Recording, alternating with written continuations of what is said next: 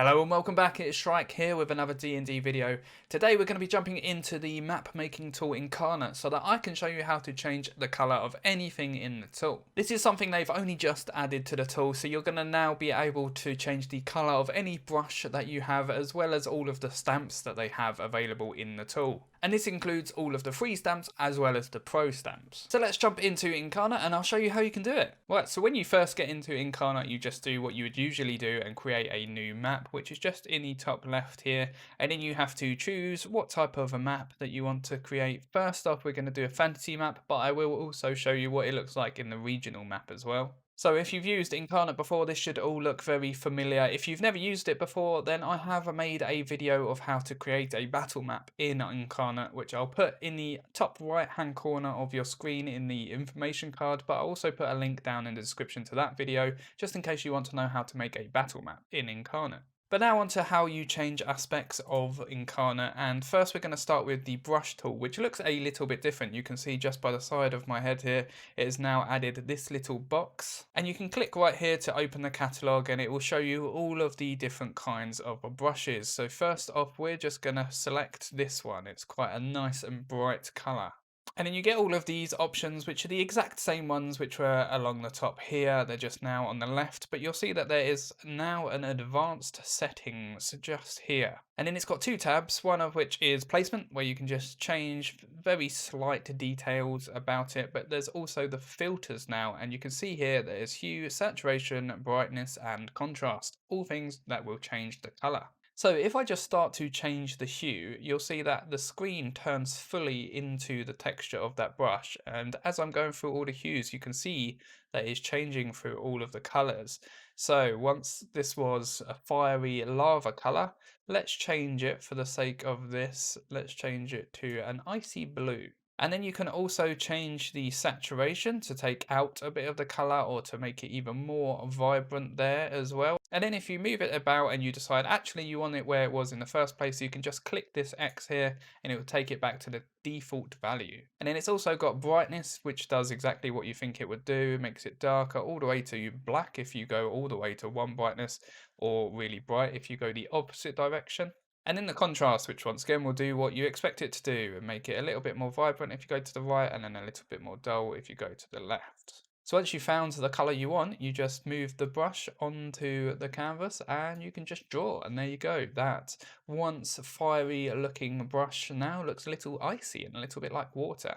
And then if you wanted to use the same texture but with multiple different colours, you just go down here and you change it. So if we wanted a purple in there as well, we could just put that by the side of it and it won't change the original one. And as you can see, it does show you the recently used here, but if you're using quite a lot of them, you can actually click here, which is save to favorites, and then it's going to save it to this new favorites tab that's just turned up in the color that you have selected. So if you think you're going to use this pinky color throughout your whole map, you could save it and then you can always very easily get back to it by just going to the favorites. So that's pretty much all you need to know about the brush tool. It's pretty self-explanatory and you can play around with it to make sure that you can find all of the colors that you want and play with the brightness, the saturation and the contrast to get the color just right. But now if we go into the stamp tool and we select a stamp like this tree here, you'll see that just below where you go to the catalogue, there is the filters tab again here, and then you can change the hue and the saturation, brightness and contrast just like we just went through, and it changes it up here. So using the example of a tree, I could decide actually I want this to be a white leafed tree, and I could go to the saturation, bring it all the way down, bring the brightness up a bit, and now it's like a silvery white for an Arctic condition. And the cool thing about it is if you're using a collection of stamps like this tree is and you have the random stamps collected, it changes the colour of all of the stamps to be however you put it in the filters down here. And then if you have a stamp that you've placed down and you decide actually that's not quite the right colour that I wanted it to be, you can go to the select tool and you can either select one of them or you can click and drag and select multiple of them. And then down here in the bottom right you can see the same options. And then I could change all of them at the same time. I could actually bring the brightness down and decide actually I want them to be pink. And there you go, now you can have pink trees instead of white.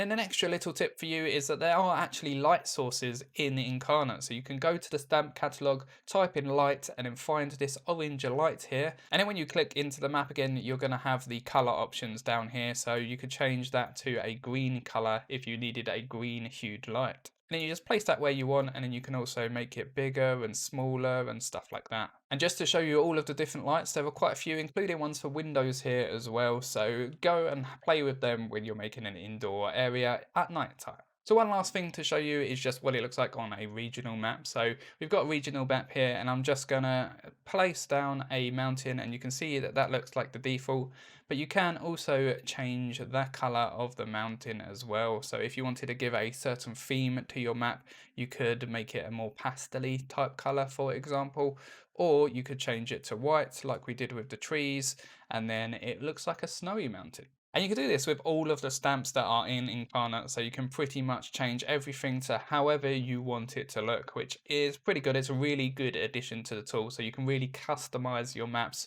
be it battle maps or region maps. So there you have it. There is how you change the color of anything in Inkarnate. If you found this useful, please do give this video a like. It helped me to grow this channel. I've also put links down to Inkarnate in the description, so if you haven't already got it, go across there and have a play. They have a free version as well as the pro version, and the free version is actually pretty good. And before you go, make sure to subscribe. I do upload D&D content here on YouTube twice a week. And that includes tutorials like this, to general tips, to keeping up with the news and discussions around D&D. I also have a Discord server, so if you have any questions about Inkarnate at all, feel free to pop over there. There's a link in the description that will take you straight there, and you can ask me anything or leave a comment down below. But until next time, happy gaming.